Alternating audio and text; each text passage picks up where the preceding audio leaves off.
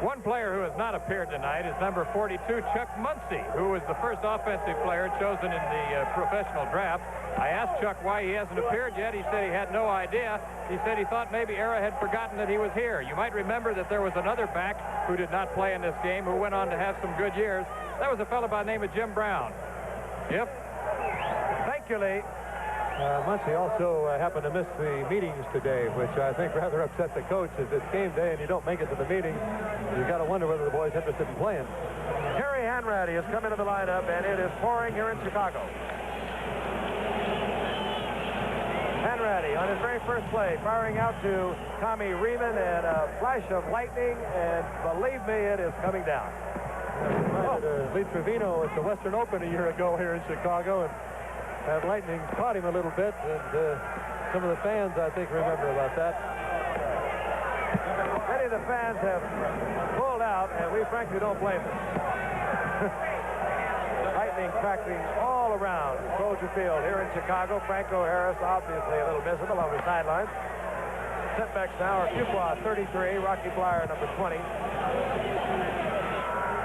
And now Gaines is in there with Tommy Riemann. This is Riemann. Riemann over midfield to the 47-yard line. Oh, boy, here it comes. Oh, boy is right. Say you can count how far away it is by the number of seconds it takes to get here.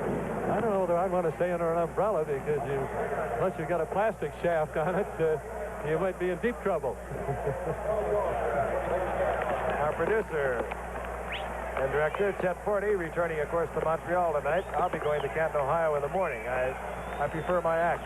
I think you can climb right through the storm, Chet. Third down and 4. Terry Hanratty, the quarterback. And he dribbles one off. Picked off. Picked off there by number 35, Schaefer Suggs. Schaefer Suggs from Ball State. The Jets' second-round draft pick picks off Hanratty. Hanratty rolling to the outside. He looks like he can make it. He stops. And then he tries to throw the ball, but his arm is hit, and Suggs is right there to make the interception. And as hard as it's raining, Suggs almost popped it down the field, and All-Stars have got great field position, but boy, they got tough weather to play in. That was the Giants' number 1 pick that pressured Hanratty, and then also came back to make a block for Suggs. First and 10, a flag is down. I don't think I've ever seen it rain this hard at a football game, Frank. I don't believe I've ever seen it rain this hard. We are getting a lot of water in our booth.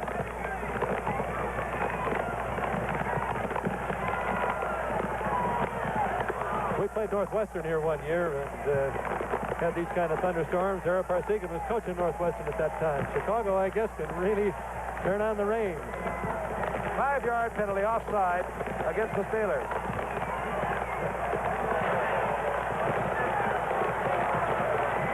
Looks like a snowstorm. Michigan against Ohio State. Archie Griffin, the Heisman Award winner, around the right side, upended by somebody. I really cannot tell you exactly who got in there. They say you never stop a football game. But this is impossible. There's no way we can read the yard markers. There's no way you can read anything. It really does. Looks more like a snowstorm than it does a rainstorm. I'll tell you, if our technicians can hold it together in this, they get our nod.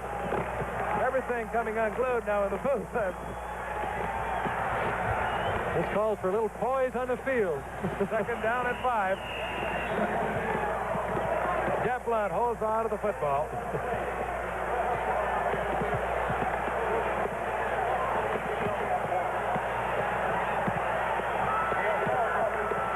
It'll be third down now and 7. Jeff Blunt, I believe, was the ball carrier. Yeah, we got some young men out on the field, too. I think they're having a carnival down at the one end of the field. Youngsters on the field, sliding. Third down and 6.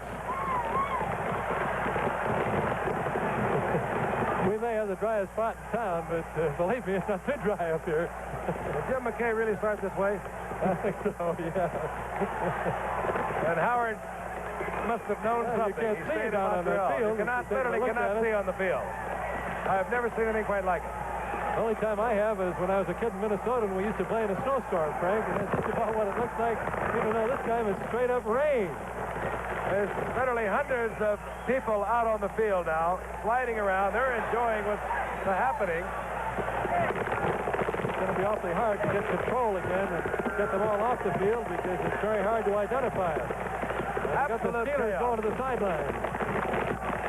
And I would suspect that the Steelers are, oh, wow, here comes one, maybe. I think you'll probably be able to hear this one. I think we better get a little delay in the game, even though by football rules you're not supposed to. That took 3 seconds. Speed of sound, what, 720? That was 1,400 feet away. We got both teams wisely going to the dressing rooms. We're not going to lose anybody to the lightning. An unbelievable thunderstorm. The Steelers out in front of the All-Stars, 24-0. 1:22 remaining in the third quarter. And you can hear the crash and roar of the thunder. I have no idea what we're going to do. We'll stay with you and try and let you know what's happening. And what we are looking at is... I tell you, I'm from Oklahoma, Frank, and this could look like tornado, believe me. You can see those things flying by. As wild as it looks on your monitor, believe me, it's even much more wild than that. Both teams now have gone in. The officials have left the field. Youngsters, young and old, sliding around on the synthetic cars. That's the story. 1:22 left in the third quarter. Seems to be letting up somewhat. Now, how in the world, though, get law and order restored here? I have no idea. All the years I coached, Frank, I only remember one game that was delayed by rain. We were scheduled to play Boston College one night on a Friday night, and it rained like this, and we decided to just put the game back one day, and we played it on a Saturday night. But that's the only time I've heard of the game being delayed by rain when it's football. The PA announcement just came through. The game has not been called off. It obviously has been postponed because both teams have gone to the locker room. That's the scene. The field entirely covered now with young people and old people, really, who were just so wet they just didn't care. Have the chain gang going into the dressing room, and I don't know whether that means that somebody has said maybe we've had enough and we won't start play again, or whether they just are so through and are worried about the lightning. It's an unbelievable downpour here in Chicago. Recap the scoring. Girella, 3 field goals. There was a safety. With the ball being snapped over the punter's head for the All-Stars. Harris went in. On a draw play. Riemann scores from 2 yards out. That's the scoring. 24-0. The Pittsburgh Steelers, the champions of the National Football League, with the Super Bowl win over Dallas last January. And the All-Stars. Goalposts are down at one end of the field, Frank. The young men that have moved out on the field have taken the south goalpost down. So that's going to make it a little tough if we do resume play. And I expect some of them will maybe move up to the other end of the field. That's the goalpost that's gone. One of the bars being carried off the field by a group of young people. One really kind of has to wonder how far we're going to go. And I don't know how in the world they'll get this game resumed. Well, we've lost most of the crowd, and about the only crowd remaining is the crowd you see out on the field. If you look at the top of your screen, the stands are empty.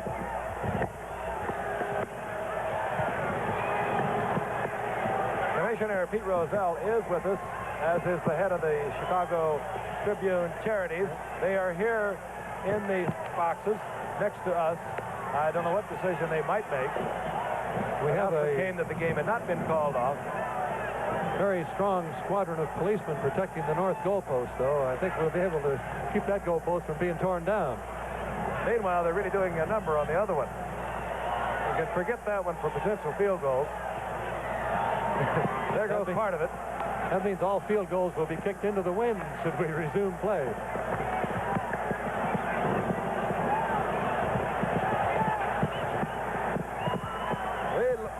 to alert our stations down the line that we will be joining you very shortly, and we have understood that the game has been called. Now, we have not had a definite word that it has been called, but that is our understanding at the moment. A tremendous downpour, an incredible amount of lightning. We have not been hit in the immediate area, but there have been several inches of water falling. A area around the football field has maybe 1.5 feet or 2 feet of water. And we'll just once again tell you that the final score, the Steelers over the All-Stars, 24-0. This is Frank Gifford along with Bud Wilkinson and Lee Grosskopf saying so long from the Wild Soldier Field in Chicago, Illinois. The College All-Star football game has been brought to you by Gillette, makers of good news, the all-new one-piece twin-blade disposable razor. By Toyota, you asked for it, the official car of the Superstars. You got it, Toyota. Also brought to you by Sears Tire and Auto Centers, home of the Die-Hard battery. And Sears Road Handler steel-belted radial tire. Travel arrangements made through and a promotional fee paid by United Airlines. United featuring Royal Hawaiian service on more wide-body 747 to Hawaii than any other airline. The proceeding, a presentation of ABC Sports, recognized around the world as the leader in sports television. The other goalpost comes down